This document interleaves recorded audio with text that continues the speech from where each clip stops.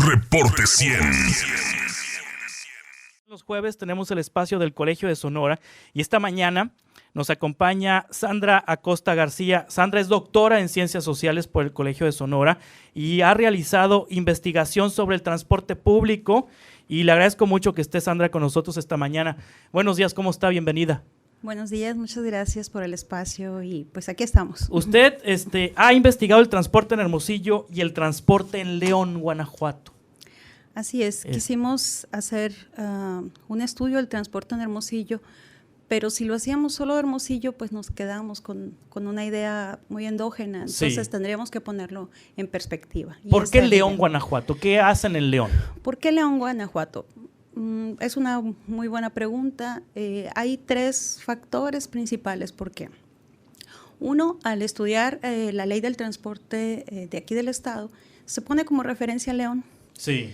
Dos, León es el primer sistema de transporte en el país que usa los orugas o los transportes tipo BRT articulados y que constituye un sistema donde puede haber transbordos. Así como el Metrobús de la Ciudad de México, algo así. Fue previo al Metrobús, sí. Es el primero que se instala en el país.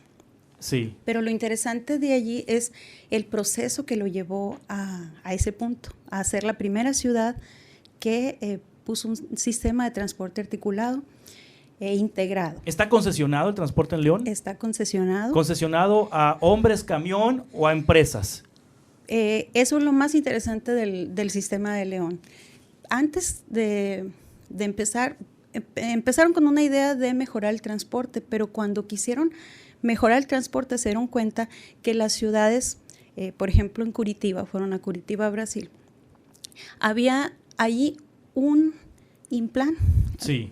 Entonces, allí encontraron que primero es una planeación del desarrollo del municipio o de la ciudad y luego insertar un sistema de transporte. Sí. Y ellos entonces también fueron los pioneros en un Implan. ¿Por qué se hace al revés? O sea, ¿se mete el transporte y se obvia la planeación de la ciudad? Así es. Bueno, sí. Los sistemas de transporte. Sí, los sistemas de transporte. Porque entonces, como servicio, pues viene desde el siglo pasado. ¿Fueron autoridades estatales de Guanajuato o autoridades municipales de León? Esto es la otra característica. El transporte público es de conferencia estatal. Sí. Sin embargo, ellos lo hicieron municipal. O sea, está municipalizado. Municipalizado.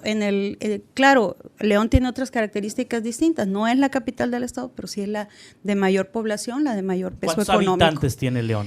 1,5 millones, más o menos, con la zona conurbada que tiene. O sea, un poquito más grande que Hermosillo. Un poco más, pero todavía dentro del rango de ciudades medias, es decir, sí. No más de 3 millones de habitantes, con tasa de crecimiento positivo. Entonces, el transporte es municipal y está concesionado a empresas.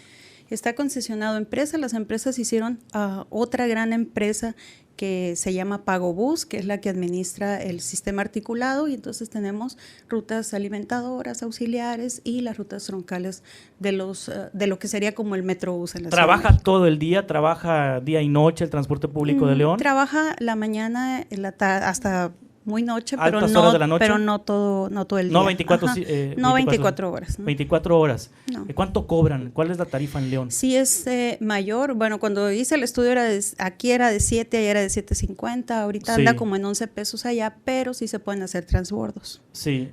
Es decir, o sea, compra uno el pasaje y puede utilizarlo en varias rutas. Sí, mientras no. Allá la ventaja es que tienen unas estaciones de transferencia en los bulevares. Entonces, a final de cuentas sale más barato. Al final de cuentas sale más barato. Porque habrá personas aquí en Hermosillo que tienen que tomar 2 o 3 camiones para llegar a sus destinos, entonces tienen que pagar 3 veces. Así es, nada más que el aforo allá es suficiente como para que el servicio sea autosuficiente, que no dependa de subsidios. El transporte de León, Guanajuato, es, digamos, que la excepción de la regla en todo el país. No es la excepción porque hay ahora muchos avances en algunas ciudades. Sí. Pero sí es el ejemplo de que se puede hacer un sistema autosuficiente que aun cuando no tenga la mayor tecnología o la tecnología más desarrollada, que fue lo que encontramos, puede haber un sistema que sí se comunique con el desarrollo urbano, sí, sobre todo con el desarrollo urbano.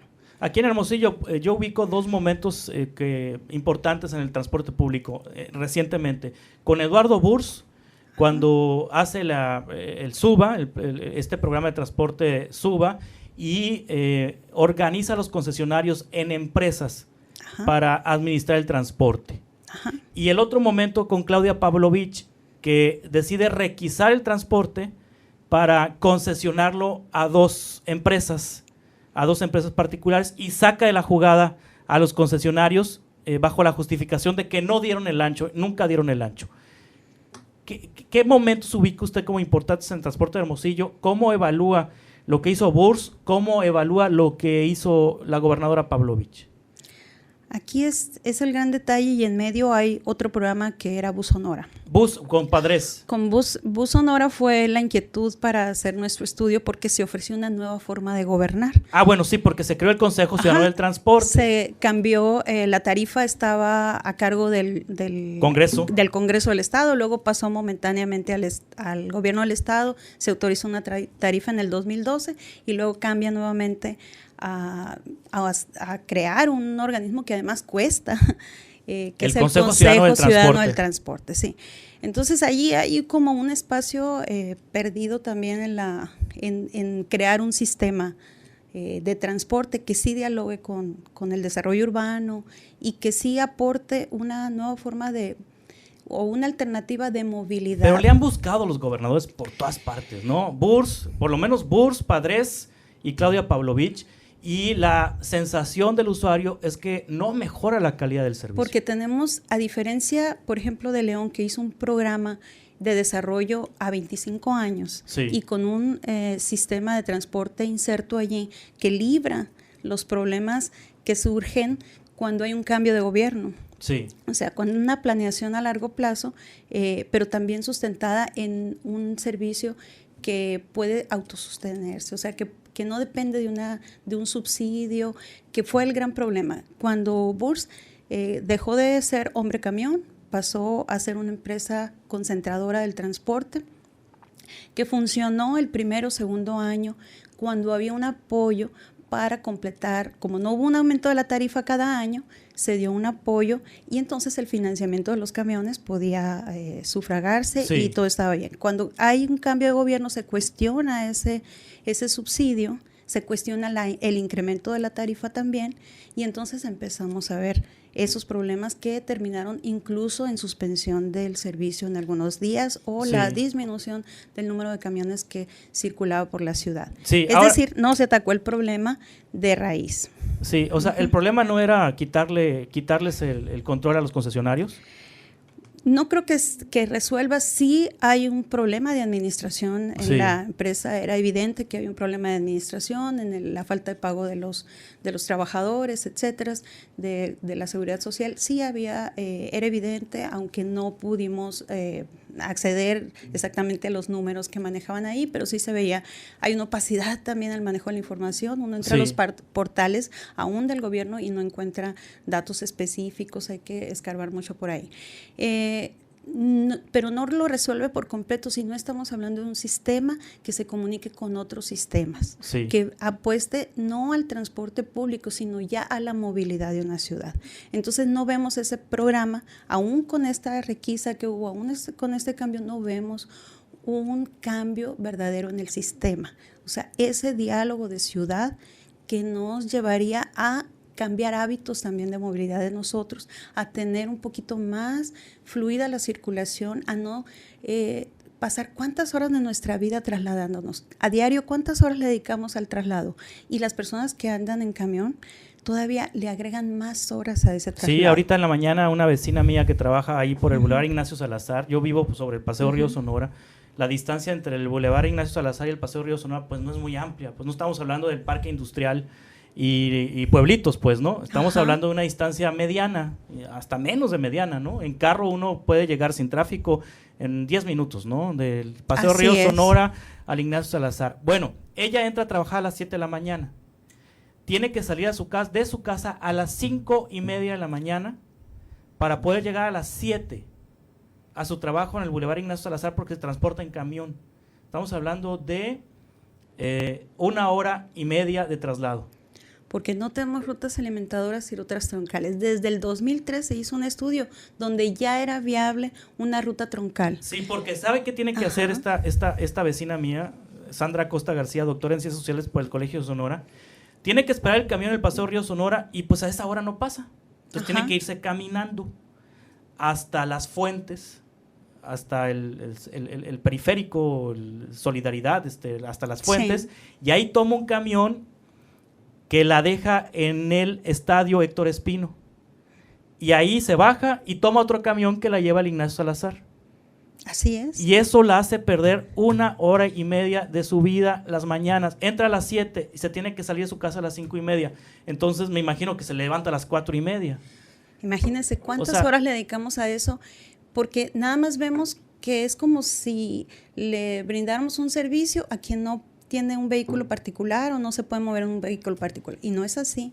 O sea, es un diálogo de ciudad donde muchos más tendríamos que usar el camión, los estudiantes, tenemos universidades con estacionamientos llenos, invertimos en pisos de estacionamiento en las universidades cuando van y quedan cuántas horas esos carros ahí estacionados. O sea, hay que ver el transporte como un punto de desarrollo urbano, sí. Y una forma también de redistribución, de igualdad en las oportunidades, porque las oportunidades hay que ir a buscarlas, pero si nos lleva a unos 10 minutos y a otros 1 hora y media, entonces, ¿cómo estamos invirtiendo en calles pensando que es un recurso público cuando no tenemos los mismos medios para movernos en ese espacio? Interesante la investigación de la doctora Sandra Acosta García, doctora en Ciencias Sociales por el Colegio de Sonora, perteneciente al Centro de Globalización y Territorios, al programa de Globalización y Territorios. Ella investiga la gobernanza del transporte público urbano. Le agradezco mucho, Sandra, que haya estado aquí con nosotros. Muchísimas gracias. Su investigación, ¿dónde la podemos leer? Bueno, tenemos un artículo publicado, tenemos en la misma página del colegio están las tesis y estamos por ahí elaborando otros documentos más. Pero por ahí hay artículos publicados, así como la gobernanza del transporte público o estudio comparativo entre León y Hermosillo. Muy bien, muchas gracias, doctora, por estar con nosotros. Muchas gracias. Reporte 100.